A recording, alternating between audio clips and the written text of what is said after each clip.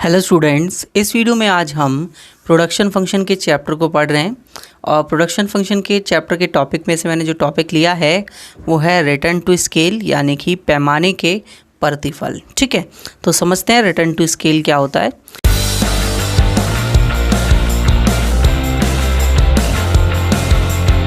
तो basically return to scale जो है वो एक तरीके का law of return to scale ही है, पैमाने के प्रतिफल के नियम है। ठीक है, तो ये जो लॉ है ये अप्लाई होता है लॉन्ग रन में। ठीक है, लॉन्ग रन में, दीर्घकाल में।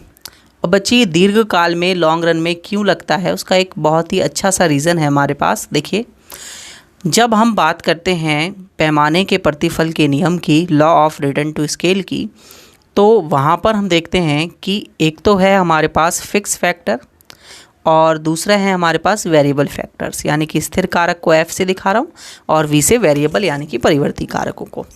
तो जब हम फिक्स फैक्टर की एक यूनिट और वेरिएबल फैक्टर की 2 यूनिट को यूज़ कर रहे हैं, और जैसे जैसे हम फिक्स फैक्टर की यूनिट्स को बढ़ाते जाते हैं वैसे वैसे हमारे पास वेरिएबल फैक्टर की यूनिट्स भी बढ़ते चली जाती हैं। ठीक है, बस उनके बढ़ने का जो रेट होता है या जो रेशियो होता है दोनों का कांस्टेंट होता है। ठीक है, यहाँ पर रेट क्या होता है, कांस्टेंट होता है। देखिए क्यों होता है कांस्टेंट, क्योंकि जो हमारे पास लॉन्ग रन में law of return to scale लग रहा है, पैमाने के प्रतिफल जो दीर्घकाल में लागू हो रहे हैं, तो दीर्घकाल में लॉन्ग रन में आप फिक्स फैक्टर को भी बढ़ा सकते हैं और वेरिएबल फैक्टर को भी बढ़ा सकते हैं। बट हम इसको कंपेयर करें लॉ ऑफ वेरिएबल प्रोपोर्शन से, यानी कि परिवर्ती अनुपात के नियम से, तो वहाँ पर आप देखते थे वो शॉर्ट रन में अप्लाई होता था।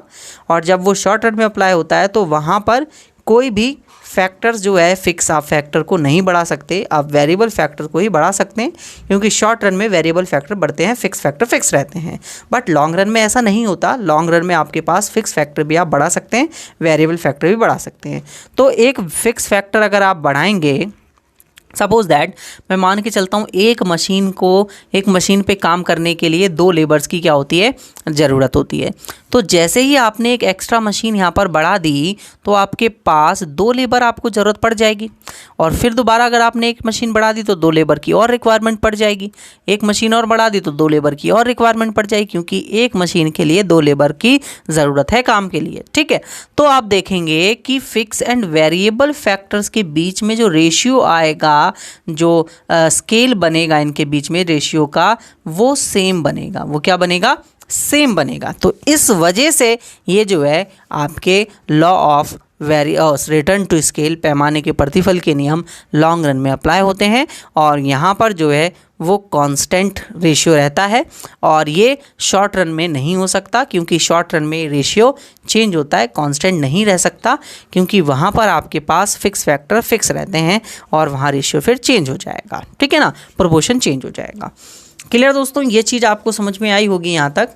अब यहाँ पर भी हमारे पास 3 स्टेजेस होती हैं, जहाँ पर हम इंक्रीजिंग रिटर्न, ठीक है, कांस्टेंट रिटर्न या डिक्रीजिंग रिटर्न को देखते हैं। तो देखिए ग्राफिकली और टेबल के फॉर्म में मैं आपको ये चीज़ें जो है वो बताने की कोशिश करता हूँ। ठीक है, तो मैंने यहाँ पर जो है एक ले लिया फिक्स फैक्टर, जिसको मैं F से दिखाऊँगा। तो यहाँ पर मैंने इसको ले लिया 1 2 3 4 5 6 7 एंड 8। ठीक है, फिर इसके बाद मैंने वेरिएबल फैक्टर ले लिया, मतलब लेबर ले लिया। मैंने लेबर को मैंने लिया 2 4 6 8 10 12 14 और 16।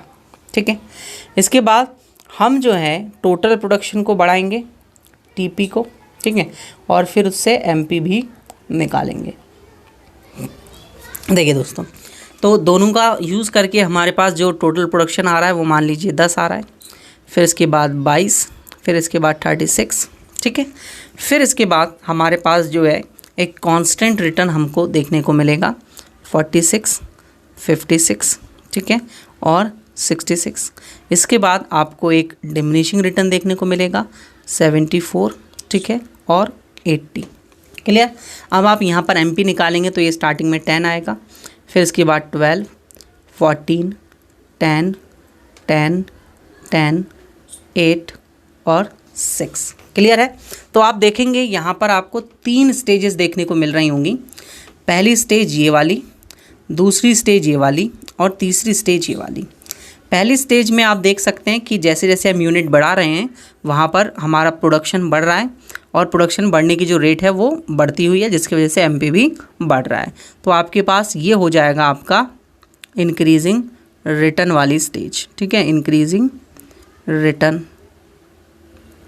ठीक है, बढ़ते प्रतिफल। क्लियर दोस्तों। अब नेक्स्ट सेकंड स्टेज में आप देख सकते हैं टोटल प्रोडक्शन बढ़ रहा है बट कांस्टेंट रेट से, मतलब हमेशा उसमें 10-10 का ही चेंज हो रहा है। तो आप इसे कहेंगे कांस्टेंट रिटर्न, कांस्टेंट रिटर्न यानी कि स्थिर प्रतिफल, ठीक है, ये हो गया आपके लिए स्थिर प्रतिफल। नेक्स्ट थर्ड स्टेज में आप देखेंगे तो टोटल प्रोडक्शन अभी भी बढ़ रहा है बट जो बढ़ने की रेट है वो क्या है, डिक्रीजिंग है, मतलब पहले से कम रेट से बढ़ रहा है।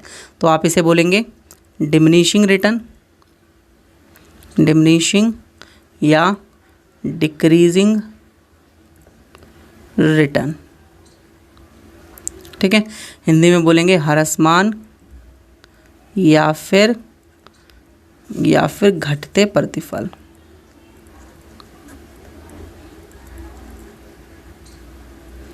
क्लियर दोस्तों, यहाँ तक आपको चीज़ें समझ में आई होंगी कि क्या क्या हमारे पास तीनों स्टेज से है। अब आप इसका एक डायग्राम देख लीजिए। डायग्राम कैसा बनेगा, ये रही हमारे पास एक्स एक्सिस और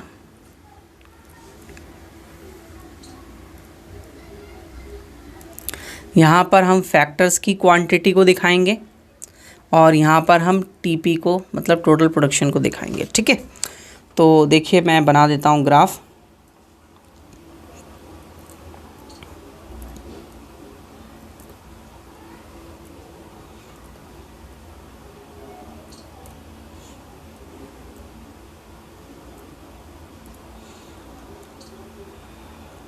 दैट्स इट, ठीक है।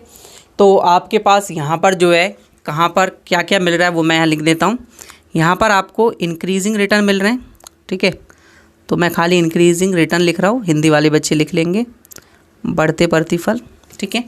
यहाँ आपको कांस्टेंट रिटर्न मिल रहे हैं क्योंकि आप देख सकते हैं आपका जो कर्व है वो बिल्कुल कॉन्स्टेंटली आगे की ओर बढ़ते जा रहा है, कांस्टेंट रिटर्न, ठीक है। प्रोडक्शन में बढ़ने की रेट को दिखा रहा हूँ बेसिकली मैं यहाँ पर, तो यहाँ पर टीपी की रेट को दिखाया जा रहा है।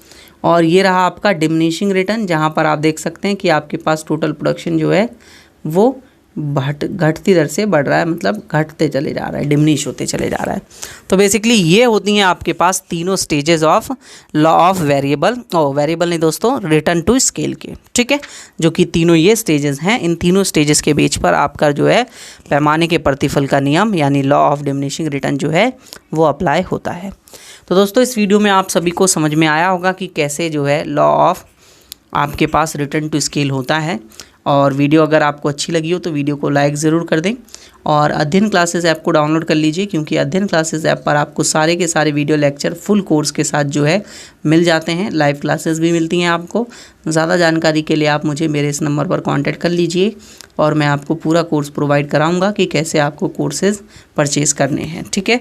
वीडियो को अच्छी लगी तो लाइक ज़रूर कर दें और शेयर कर दें अपने सभी दोस्तों के साथ, और कमेंट करके अगर आपका कोई सवाल या सुझाव है तो कमेंट कर सकते हैं आप। और मेरे चैनल को सब्सक्राइब कर लीजिए, क्योंकि इसी तरीके की वीडियोज़ मैं आप सभी के लिए बनाता रहता हूँ। वीडियो देखने के लिए धन्यवाद। अगले वीडियो में हम सभी मिलते हैं।